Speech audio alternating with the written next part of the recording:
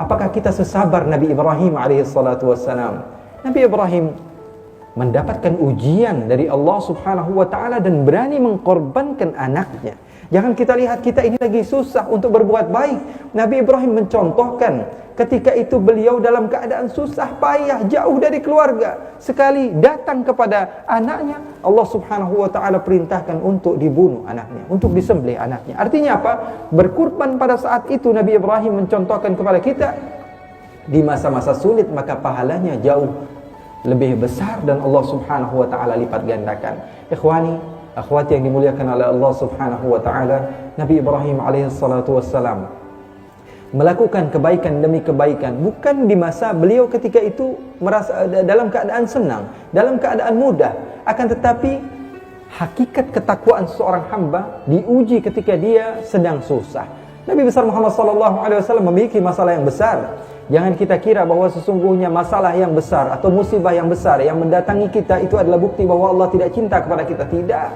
Kalau saja orang yang paling mulia adalah orang yang tidak memiliki musibah, tentu Nabi Muhammad adalah orang yang akan Allah subhanahu wa ta'ala selamatkan dari musibah. Tapi tidak. Ikhwani, kita baca sejarah Nabi besar Muhammad SAW belum lahir, ayahnya sudah meninggal. Nabi Muhammad SAW berusia 6 tahun, ibundanya sudah meninggal. Nabi besar Muhammad SAW berusia 8 tahun, kakeknya meninggal. Nabi besar Muhammad SAW sedang menjadi orang yang dianggap orang paling hebat di kota Makkah. Seketika itu Rasulullah SAW mendakwahkan agama Islam, Rasulullah SAW diusir, Rasulullah SAW dikucilkan.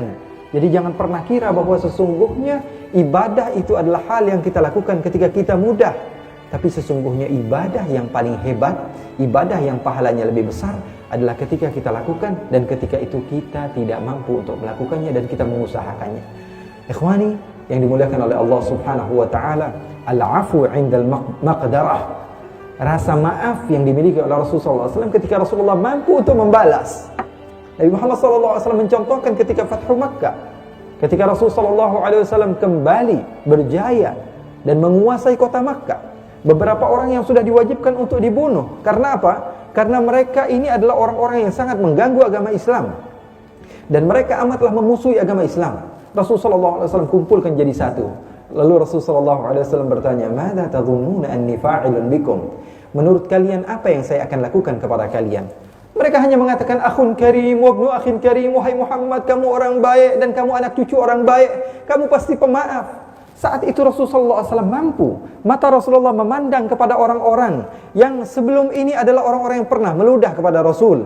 Rasulullah disolat di tempat yang sama. Rasulullah SAW solat di tempat yang sama. Ketika itu Rasulullah SAW dilempari kotoran, Rasulullah SAW diganggu, Rasulullah SAW dikucilkan. Putrinya Fatimah memandang kepada ayahnya yang ketika itu dilempari dengan kotoran ketika Rasulullah SAW hendak salat.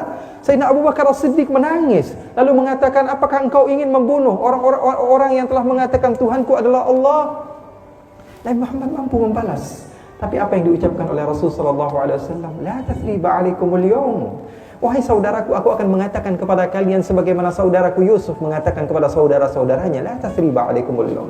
Jangan takut. Kalian telah aku ampuni. Idhabu fa antumut tulaqa. Pergi kalian adalah orang yang bebas. Ikhwani, Allah subhanahu wa ta'ala ingin melihat sejauh mana cinta kita kepada Allah subhanahu wa ta'ala. Nabi Ibrahim disayang oleh orang tuanya, dicinta oleh orang tuanya. Akan tetapi ketika melihat orang tuanya ataupun pamannya bertolak belakang dengan ajaran Allah subhanahu wa ta'ala, dia marah. Lalu apa yang berlaku? Nabi Ibrahim dijauhi, dimusuhi. Lihat perjuangan Nabi Ibrahim. Dari semenjak kecil Nabi Ibrahim bukan orang yang nikmat hidupnya. Nabi Ibrahim dijauhi oleh keluarganya. Lalu Nabi Ibrahim, bagaimana cerita Nabi Ibrahim telah menghancurkan sesembahan orang-orang yang tidak beriman kepada Allah subhanahu wa ta'ala. Lalu Nabi Ibrahim dibakar, ikhwani. Nabi Ibrahim dibakar. Akan tetapi ketakwaannya kepada Allah subhanahu wa ta'ala begitu besar sehingga Allah subhanahu wa ta'ala katakan, "Ya naru kuni bardan wa salaman ala Ibrahim."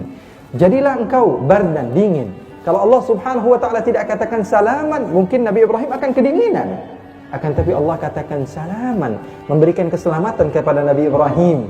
Nabi Ibrahim alaihissalatu wassalam selamat. Dan orang-orang ketika itu melihat kepada Nabi Ibrahim memiliki mukjizat yang begitu hebat. dibakar akan tapi tidak mempan. Dibakar keluar daripada tempat tersebut. Diajak oleh Nabi Ibrahim, ayolah masuk Islam. Tidak ada yang masuk Islam.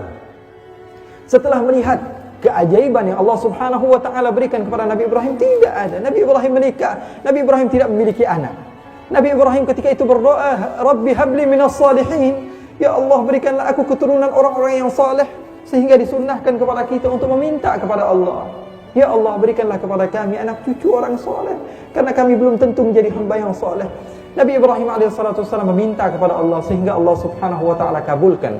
Setelah Nabi Ibrahim berusia, setelah Nabi Ibrahim memiliki putra, apa yang diperintahkan oleh Allah? Allah perintahkan Nabi Ibrahim mengajak istrinya dan anaknya yang masih bayi tersebut pindah dari kota negeri Syam yang ketika itu Nabi Ibrahim tinggal di tempat tersebut. Disuruh jauh, baru mendapatkan putra. Allah subhanahu wa ta'ala suruh berjauhan. Akan tetapi lihat, hakikat cinta adalah taatnya seorang kekasih kepada orang yang dia cintai. Maka diperintahkan oleh Allah, Nabi Ibrahim ikuti. Lalu diletakkan di Hijaz ketika itu, di kota Makkah. Ketika itu Siti Hajar, kata Nabi Ibrahim alaihissalatu wassalam, wahai Hajar, sesungguhnya tidak ada yang beriman di tempat ini kecuali saya dan kamu. Akan tetapi keimanan yang mereka miliki adalah keimanan yang besar. Ikhwani yang dimuliakan oleh Allah subhanahu wa ta'ala, Nabi Ibrahim bersabar. Nabi Ibrahim cinta sekali kepada putranya Ismail, sehingga banyak sekali Nabi Ibrahim sering sekali melakukan ziarah untuk melihat kepada putranya. Ketika putranya sudah besar dan Nabi Ibrahim merasa bahwa sungguhnya beliau sudah memiliki wakil, kemana-mana Nabi Ismail diajak, berada di posisi kanan Nabi Ibrahim alaihissalam, sudah bangga memiliki keturunan. Nabi Ibrahim bermimpi Allah subhanahu wa ta'ala memerintahkan untuk dikurbankan putranya. Akhwani, sabar macam apa lagi ini Nabi Ibrahim? Allah subhanahu wa ta'ala ingin melihat kesabaran beliau yang begitu luar biasa. Dan kita insyaAllah Allah subhanahu wa ta'ala berikan kesabaran, Allah subhanahu wa ta'ala berikan ketabahan. Walaupun musibah yang banyak Allah berikan, mudah-mudahan ini adalah salah satu tanda bahwa Allah cinta kepada kita. Ikhwani yang dimuliakan oleh Allah subhanahu wa ta'ala, Nabi Ibrahim kemudian mengatakan kepada Nabi Ismail, wahai Ismail, sesungguhnya saya diperintahkan oleh Allah untuk menyembelihmu. Apa yang dikatakan anak yang masih baru baligh ini? Apa katanya? If'al ma tu'mar. Wahai ayahku. Beliau tidak mengatakan saya enggak keberatan, tidak. Akan tapi beliau mengajarkan bahwa sesungguhnya segala sesuatu ini berhubungan dengan apa? Perintah Allah. If'al ma tu'mar. Lakukan apa yang diperintahkan oleh Tuhanmu ya wahai Ibrahim. Sesungguhnya engkau akan dapatkan aku insyaallah termasuk orang-orang yang sabar. Ikhwani, begitu hebat didikan orang tua seperti ini, yang ketika itu ridha dan rela, yang terpenting Allah ridha kepadanya. Ikhwani yang dimuliakan oleh Allah subhanahu wa ta'ala, maka datanglah waktu itu, waktu ketika mereka mendapatkan musibah, akan tapi ada perintah, kedua-duanya bisa bersatu satu sama lain. Nabi Ibrahim memanggil putranya dan putranya sudah bersiap. Ketika ingin hendak dipotong, Nabi Ismail mengatakan kepada Nabi Ibrahim, wahai ayahku, biarkan wajahku berpaling dari wajahmu, karena aku takut ketika engkau melihat wajahku, engkau akan sedih. Lalu engkau akan meninggalkan perintah Allah karena engkau kasihan kepadaku. Biarkan wajahku berbalik daripada wajahmu. Biarkan pandanganmu tidak memandang kepada wajahku kecuali kepada kepalaku. Dan supaya juga aku tidak takut melihat alat yang kau gunakan untuk menyembelihku, wahai ayahku. Aku takut hatiku berubah dari keimanan menjadi takut kepada hal yang Allah subhanahu wa ta'ala sudah amanatkan kepadamu. Ayahku, tolong engkau buka bajuku, karena aku tidak memiliki baju kecuali baju ini. Kemudian nanti ketika engkau sudah memenggal kepalaku, tolong jadikan baju ini sebagai kafanku. Wahai ayahku, angkat sedikit tanganmu, karena engkau memakai baju yang berwarna putih. Aku takut nanti darahku terkena kepada bajumu, lalu engkau pulang kepada ibuku. Ibuku akan menangis ketika melihat tetesan darahku, dan akan mengotori bajumu yang untuk digunakan untuk menyolatiku, wahai ayahku. Ayahku, sampaikan salam terakhirku kepada ibundaku yang salihah, karena dia telah mendidikku dengan didikan yang baik. Ayahnya mendidik dengan didikan yang baik. Ikhwani, sabar semacam apa lagi ini? Ini adalah hakikat takwa. Oleh karena itu kita berharap kepada Allah subhanahu wa ta'ala, kita dijadikan oleh Allah subhanahu wa ta'ala termasuk orang yang bisa melakukan amanah Allah di saat kita mudah maupun di saat kita susah.